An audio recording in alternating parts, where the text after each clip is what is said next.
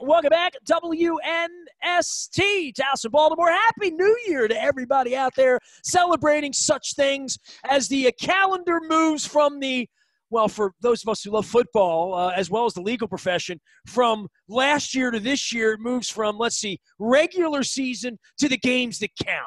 So as much as it's not the election that counts, it's the inauguration, Todd Schuler. I would tell you that nothing has mattered for this football team really since last time around against the Tennessee Titans. And for those of us a little older, and I see you got the silver coming in, and I'm working a little bit on the Festivus beard. I'm thinking maybe the purple lights, but I haven't had such good luck with that in recent years that I may go ugly this week just to get ready for Tennessee. But this is a delicious matchup, right?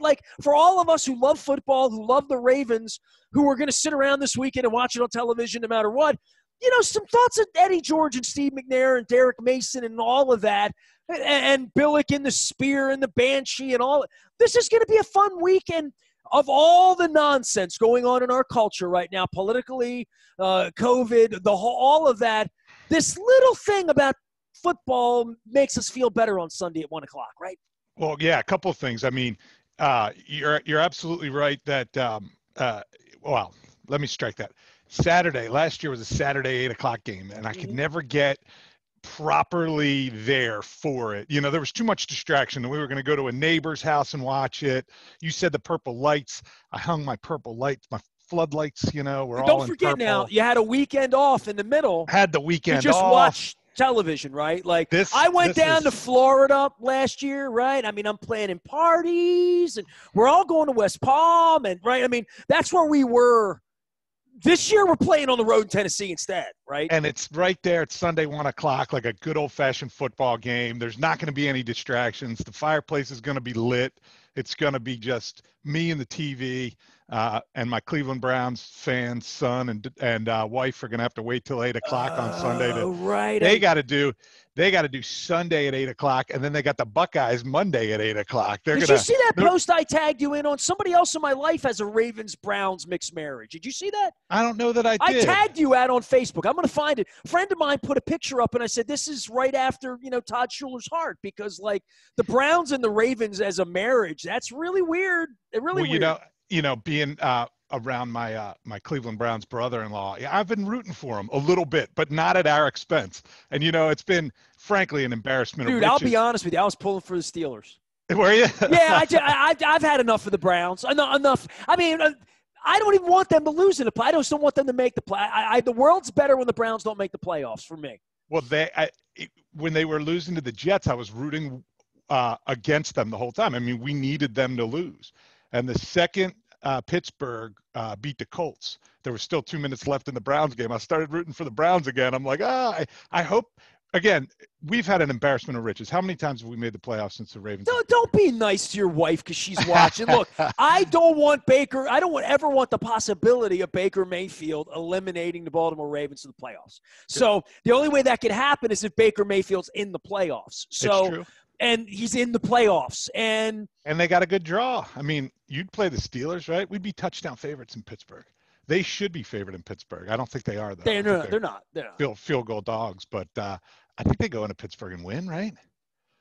Come on. You're being nice to your wife now. You're being very, very disrespectful to Ben Roethlisberger and Mike Tomlin. I don't mind being that. I don't mind being disrespectful to Mike personally. You know what I mean? Mike knows. But I just, I'm not going to talk like that. He came on the field just going into Pittsburgh would be better than going to Tennessee. I'll take Tennessee. I'll take my chances to get down there. By the way, I don't want to turn this thing too much on the political scope, but I'm not going – not that I can turn this to the political scope. Dude's planning a coup this week, right? So, but I'll say this.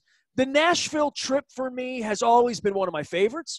It's always been this incredible thing. Going back to Eddie George and the parties we've thrown down there. And I don't know if you're familiar with the Graham Central station party we had back in 2009, the playoff game. We put 3,000 people in a bar down there. That's where the bomb went off, dude.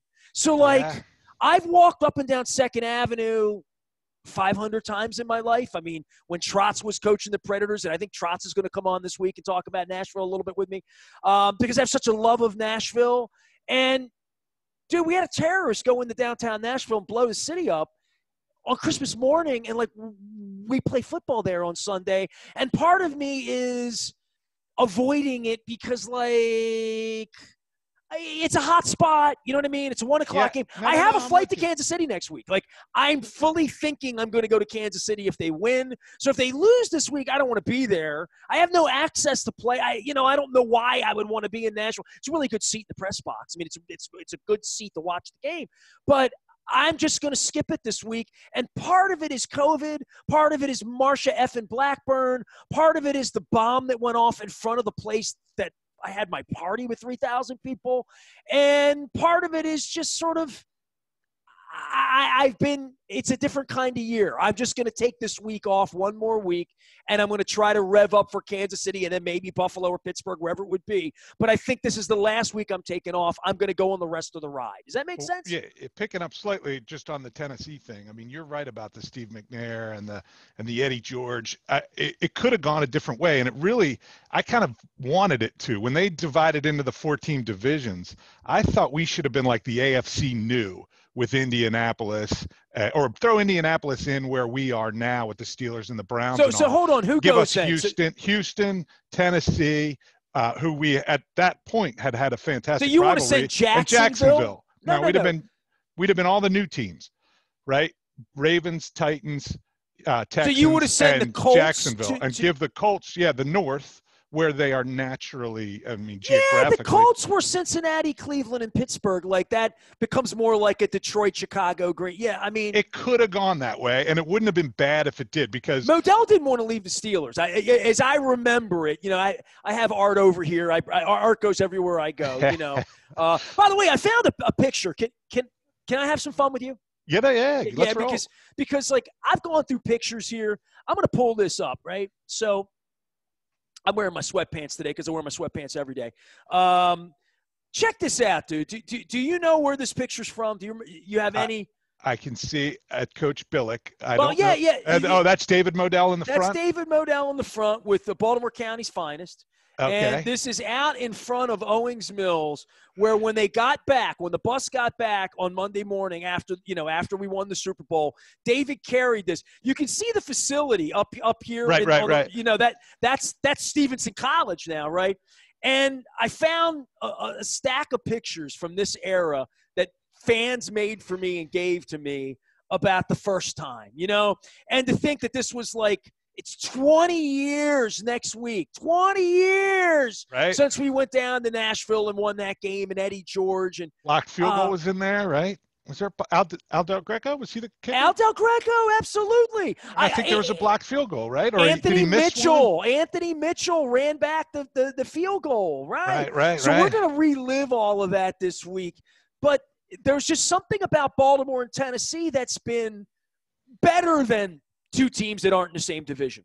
It really has been a great – and if you'll remember, too, like after Ray Lewis ripped Eddie George's soul away with the ball on the fumble scrape, Eddie George came back into Baltimore the following year and got his revenge. I think they beat us here in the playoffs in the subsequent year, maybe the year after the Super Bowl year. Or 2 years after? They beat us in 05 here, yes. In 05, So it hasn't been one-sided. It was 03, my bad. 03, it was the Anthony Wright game, and it was Zeus jumped and moved a field goal 15 yards closer, and we lost. I remember. I was down at Federal Hill for that game. I might have been at the game, and then I ended up watching. I think I tailgated and couldn't get in, and then came back to Federal Hill and watched the game. But I had the indignity of attending the opening night of the Rush tour in Antioch, Tennessee, which is where that maniac white nationalist freak was from, suicide bomber. And I saw they had a shed there, and I went to see Rush with Jimmy Schwartz. Jimmy was the defensive coordinator of the Titans in 03, and he picked me up at the airport. And we were going to go to the show. We were going to stop by his house. He's like, I got to stop by the office. He's like, you'll love it. It's the old Oilers headquarters. We have Oilers stuff. Yeah, let me show you around my office. And he took me into his office, and he locked the door, and he made me watch the tape of us losing for 3 hours. So I'm not kidding. He conveniently locked me, and I give much love to Jimmy on his retirement from Philadelphia, even though they didn't show up and play on Sunday night. But Jimmy forced me to rewatch every play of how he trapped Anthony Wright and Jamal Lewis and beat us. So there you have it. So great. And then, of course, last year continues the rivalry on, right? Because 14-2 with the bye. I mean, we better tackle Derrick Henry at 1 o'clock Sunday, right? 2,000 yards in one season. I mean, how many times has that happened? 7 or 8 times tops, right? OJ did it. Dickerson, yeah, absolutely. The guy out in the Broncos, Terrell Davis. He's a Hall of Famer, by the way. You hate to say a guy out in Denver, a Hall of Famer out in Denver. Hall of Famer, yes. Hall of Famer Terrell Davis. Did the salute, the touchdowns, right? Absolutely. But, yeah, so, I mean, he's a beast. I wonder if they have I don't know. I'm feeling good. I feel kind of loaded. I feel like they're not going to stop Lamar. I think it's going to be one of those. I think we're going to win this week. It's going to be touchdowns with every drive, it feels like. I'll be shocked if we lose, and not just because we're favorites. I mean, I think Vegas sees it the same way. I think the Ravens are trending in the right direction. Now, what's going to happen in Kansas City or Buffalo or, COVID for crying out loud? I said, this would be a good – if Derrick Henry comes down with a cough on Friday, I'd be okay with that. Todd Schuler is here. Blondell Miller Schuler. They're a damn good lawyer out on the web. And, I got to thinking about you and my lifelong friend Mark Miller, your partner, who managed to avoid me the whole year of 2020. I mean, 2021, I'm not going to let him get away with this. At some point, I'm going to have him come on. We're going to tell some old stories. But I was driving around with my wife. People drive like since this plague started.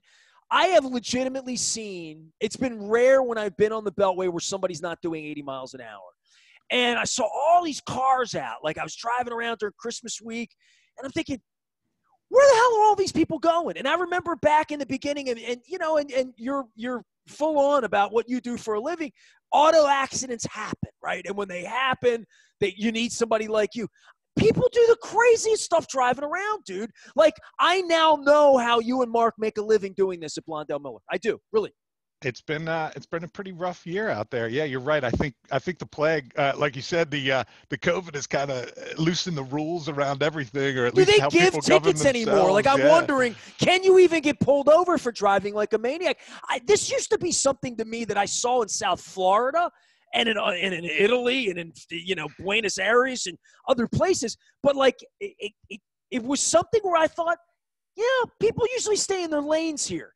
That's gone away the last year, bro. I mean, legitimately. And the traffic's starting to thicken up, like you said, too. So it was sort of born out of, like you said, the absence of tickets and nobody else on the road, and people are driving around like idiots. But now they're starting to clump together a little bit more. There's starting to be a little more traffic in there, and people are going to bounce off each other a little bit. That's for sure. Is there a statistic for accidents and like in your line of work and what you do? Because tell everybody what you do. First of all, I mean, you're our pals. You're in Essex. You're damngoodlawyer.com. But if you get in an auto accident, I want to make sure people know, like, hey, give Mark and Todd a call, and they'll represent you, because my wife and I were driving around on Saturday, and I'm legitimately, dude, we're just driving up to Towson to the radio station. We went over to State Fair and had a bowl of, grits and delicious chicken and waffles over at State Fair in Gainesville. And then we went over to Essex and grabbed a pizza. We stopped at my son's house, dropped off pizza. We encountered 8 death-defying moves of people just on the outer loop of the Beltway, and I'm like, oh, my God, like, I would think at some point your phone's got to be ringing because people got to be having accidents, man. Well, there's 2 things to think about there. One is the insurance company has an entire team of people that are there to deprive you of the money that you're entitled to if you've been in a car crash. And that starts with the claims adjuster, who's going to call you and get a statement and take your words as well as they can and use them against you and the like, and a lawyer if necessary on the other side to defend against you. So they've got that system in place, and absent a lawyer, you don't have somebody who can fight for your rights. Also, it's a free consultation, and that's what I think people get intimidated. I don't want to call a lawyer because they're gonna, the hourglass is gonna turn over, and all of a sudden I'm gonna be in the whole $300 before I even had a conversation or knew if I had a case. It's not the case. It's a free consultation. You can call us. You can reach out to us on the web or through the website on our email. and we'll let you know if you have a case, and we'll let you know what your case is worth. And we do it all for free. We get our money on the back end. We get, paid if you recover. But I doubt very much that anybody has ever done better off not having a lawyer, and trying to handle it on their own. And people do. People work with it for a year, and they think they're going to get a good deal because the claims adjuster seems really nice, and the next thing they know, they're calling us a year later, and we're a year behind the ball of we could have had the thing moved down the field a little bit further. Well, Damn Good Lawyer is there for you, damngoodlawyer.com. Just stop by, honk the horn. You're on Eastern Avenue in Essex, as you do. I like the scoreboard you have out in front, very sporty, out in front on Eastern Avenue. For you and where we are this week with government, and this is what you've dedicated your life to doing. I mean, you were a former delegate. You ran for office. You have told me fabled stories, and anyone can go out and they probably can get a beer with you at some point. You love to tell them how you sat out there and counted every vote and how legitimate the American voting system is. I want you to stand up as someone that dedicated at one point your whole life to running for office and making sure that the friggin' thing is on the up and up. In the same way we want a Ravens game to be on the up and up, that the Giants fans wanted the Eagles to try hard on Sunday night. We would love to believe that at the heart of everything we have in this country, that our elections are fair. That's one of the things that sets us aside from what goes on in Russia and what goes on in the Philippines and what goes on in these crooked-ass places, even some of them I've been, like Cuba and China, right? We send election observers to other countries and teach them how to conduct elections. I mean, that's how good we are, or we should be. And I do have insight. I've in my own race. So what this allegation is, it's insidious. It's horrific. It's baseless. The phone call is criminal. The phone call to the Secretary of State is criminal action. There's no doubt in my mind. I mean, it's just a crime. And the fact that it wasn't Trump calling from his cell phone, in the secret, the fact that the chief of staff, the chief of staff's on the call. There's I mean, Todd, can you imagine calling Annapolis when you legitimately had an election? It was decided by how many votes? My first election was decided by 85 votes. You won by 85, and then you went lost down for a week. I lost by about 300 when I ran for county council. It wasn't one that we, went and watched the absentee ballots come in, but I watched the absentee ballots come in 2006 when I won, because I won by 85 votes. And I went down, my man Johnny O, county executive, won by 9 votes. And I went and I watched everybody carefully and meticulously count envelopes. Todd, can you imagine if there's a tape of you calling Annapolis? And look, I almost ran for mayor last year, right? Like I almost ran for mayor last year, and I walked. And I still have the forms. I literally found them when I found David Modell. I cannot imagine if there was a tape of my voice calling the election officials in Annapolis or over on Baltimore Street and intimidating them and telling them bad things are going to happen if I don't win this election. Can you? He used the words, the actual quote, "You're taking an awful risk here." What are you suggesting to the Secretary of State, that he's taking a risk by not finding 12,000 extra votes for you? It's despicable. It's disgraceful. And we've got 2 more weeks of it. And it's probably only going to get worse. And I don't think he sticks around. I think he fades. I think he wants to play golf and get out of the limelight and duck prosecutors. But so I am hopeful.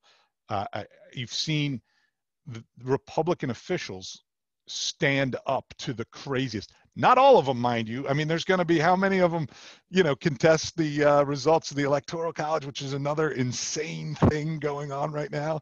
But you're seeing backbone from guys like the Secretary of State of Georgia, which I wonder what happens if it wasn't 5 states. What if it was only Georgia? What happens to every Vindman? What happens to every, Preet Bharara? What happens to every, however you feel about Comey, right? That all of these people have the same story.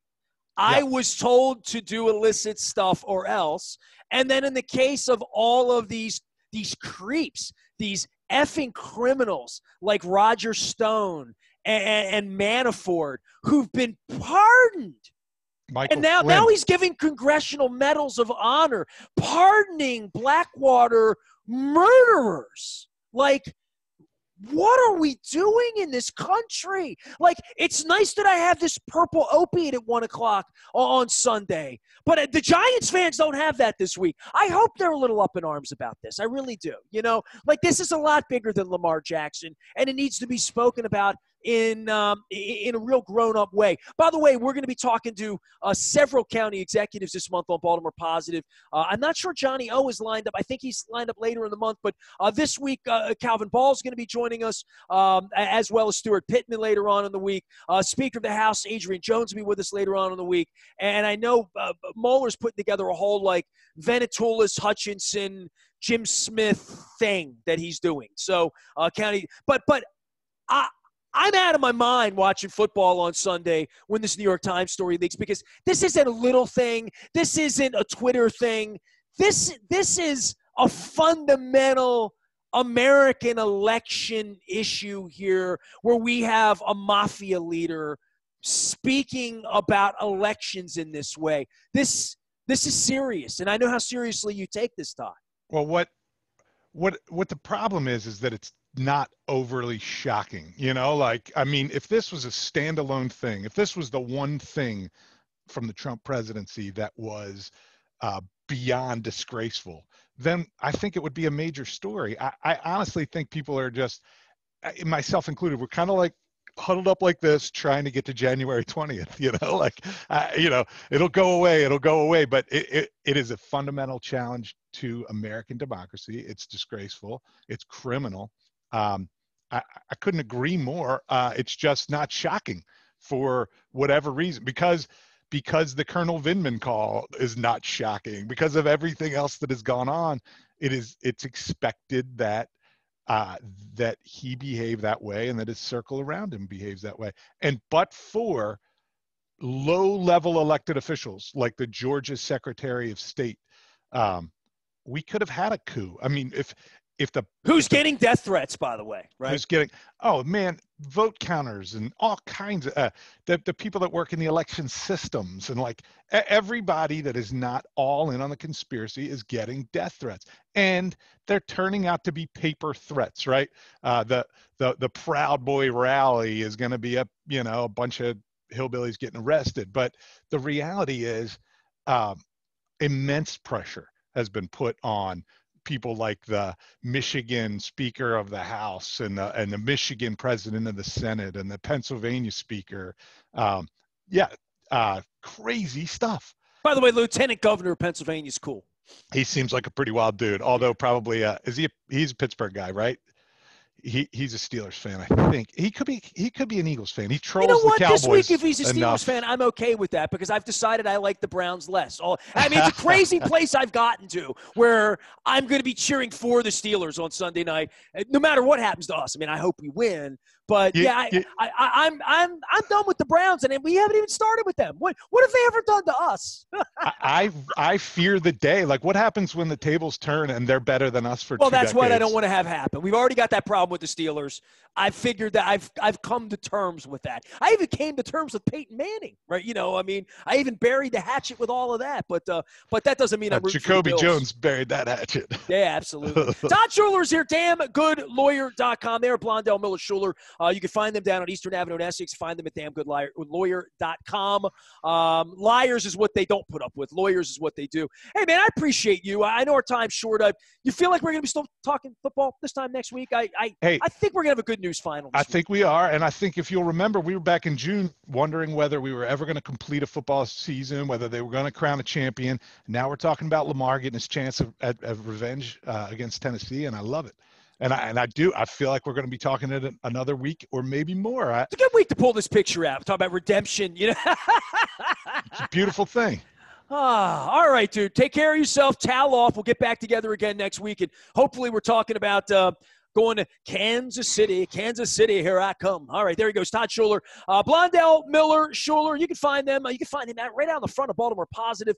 All of our WNST partners and local folks, our friends at Planet Fitness and Royal Farms, our friends at Sporticulture, certainly our friends at the Liberty Tour. I'm wearing the hat right now for Doug Workman. I'm trying to track down Matt Stover this week. He's probably on the end of some cliff out in Montana someplace, but I will grab him. Some of the stars of Tennessee's games past. I've reached out to Jamal Lewis in the Samari Roll this week. I will track down Anthony Mitchell before it's all over with this week. So we're going to stay calm around here this week, get through it. It is Festivus for the rest of us. I am Nestor. We are WNST.net, AM 1570 Tassel, Baltimore. We never stop talking Baltimore Positive.